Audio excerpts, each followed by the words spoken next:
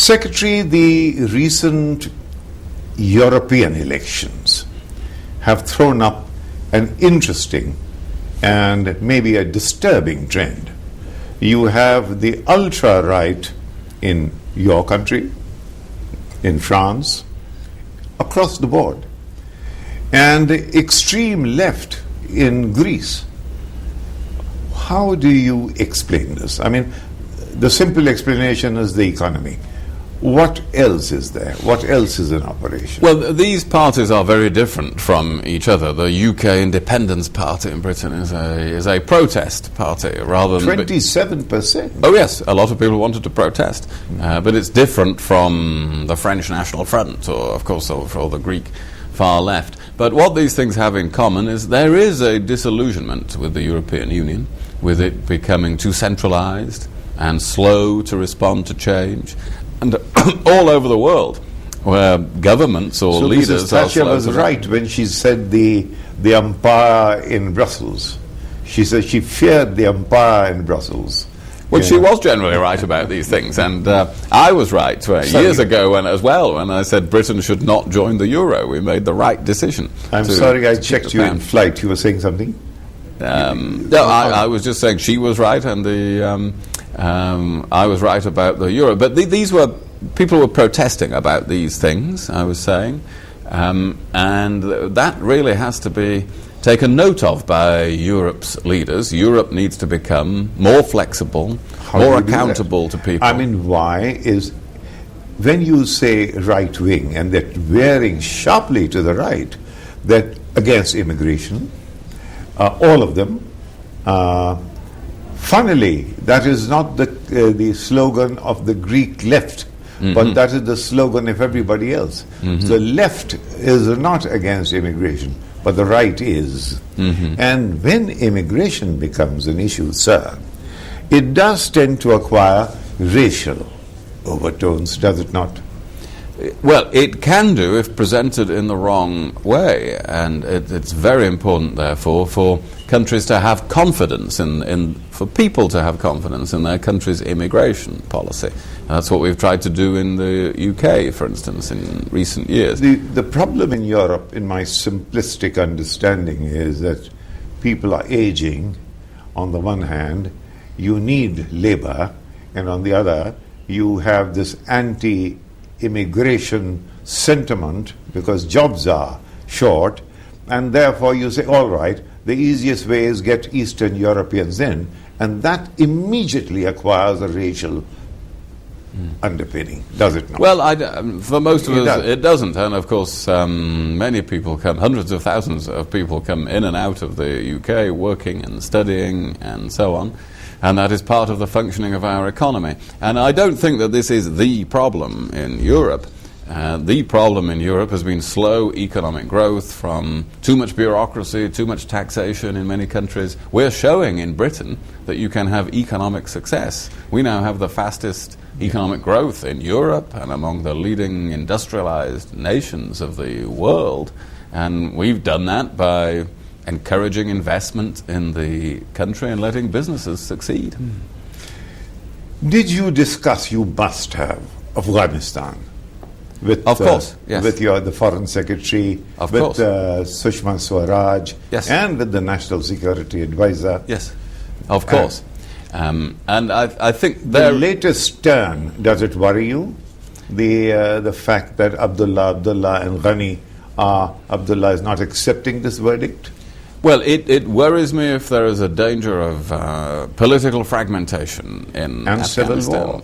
And so we have to be very alert to these dangers. It's very important that they follow an orderly and constitutional and legitimate process. It is not for us to judge either of the candidates on what they are saying, but we do need them to work together in the interests of democracy and peace in their country, and we will encourage them to do so. After the experience of Iraq, from where the Americans left, they picked up their marbles and they went away.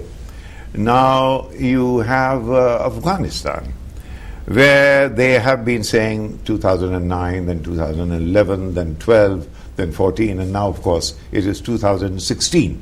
But whenever they leave, the experience of Iraq should alarm us when vis-a-vis Afghanistan also, because we do not know whether the institutions are stable enough. The army, Nur al-Maliki's army, did not stand up to Baghdadi at all. Will the army in Afghanistan stand up to the Taliban? And which Taliban? Well, there are some differences, but there are also some similarities. Here, the Afghan army, the Afghan National Security Forces, have been doing all the security work for some time now. They have been leading all the operations, not the Western forces. So they've already proved themselves in that regard. But I think what's happened in Iraq is a lesson to Afghanistan's leaders. I agree with your point about this. What has gone wrong in Iraq is leaders not working together. Now, let us hope this is not going to happen in Afghanistan, and it's their responsibility in Afghanistan to make sure they do work together. And if the Americans are determined to leave and the situation on the ground does not warrant that, then what happens? Well, remember, America has negotiated with Afghanistan a bilateral security agreement, which President Karzai has not signed. So it is not the one enforced. who's going to come in is going to sign? Well, I certainly hope that any incoming president will sign that agreement, and that will be good for future stability in Afghanistan. It will allow us all to plan for that. So whoever is elected in this process, I would strongly encourage them to do so. The other area of conflict, of course, is Ukraine. It is not directly of interest here, but yet it is. How far can you go with the Russians? I mean, you are stoking Russian nationalism on a scale that has not been seen before. With this kind of pressure, does it not stoke Russian nationalism? No, I don't think so. Here you have Ukrainians saying they want to be able to enjoy a better life like we all do in every country. Yeah. That means being able to trade more freely with the European Union. They should be able to do so. They should be free to do so. That should not be stoking Russian nationalism. Russia has responded to that by invading part of Ukraine. It's not acceptable in the 21st century for a country to invade its neighbor. And so we have imposed some sanctions on Russia, and we will impose more sanctions if Russia destabilizes eastern Ukraine even further in the future. The Russians and the Chinese come together very, very close recently. In so many agreements have been signed, including the 400 billion gas and oil energy thing. Let's come down back to India, Secretary. What are you carrying back? When you go back and you meet in cabinet and in confidence you'll sort of, what are you going to report? This is what I have got. I think a great deal of interest. I think we've found in all of these meetings that Indian ministers want to talk about education, as we've talked about infrastructure development and how Britain can. But you haven't actually indicated what you're going to do, which way you're thinking on education. How do you attract people to education, which is expensive? Well, we talked about that earlier, and as I said, I have announced many more scholarships for people in education. So we have indicated the direction that we're going in. But your question to me is, what am I taking back? I'm taking back enthusiastic interest, from which we appreciate, from the government of India in how we can build up our work in healthcare, in education, in infrastructure, to help India transform itself. But it's also, of course, a great help to Britain to work on these things together as well, and on the many regional and global challenges, some of which we've also discussed, and taking back a determination to work together more closely on Afghanistan.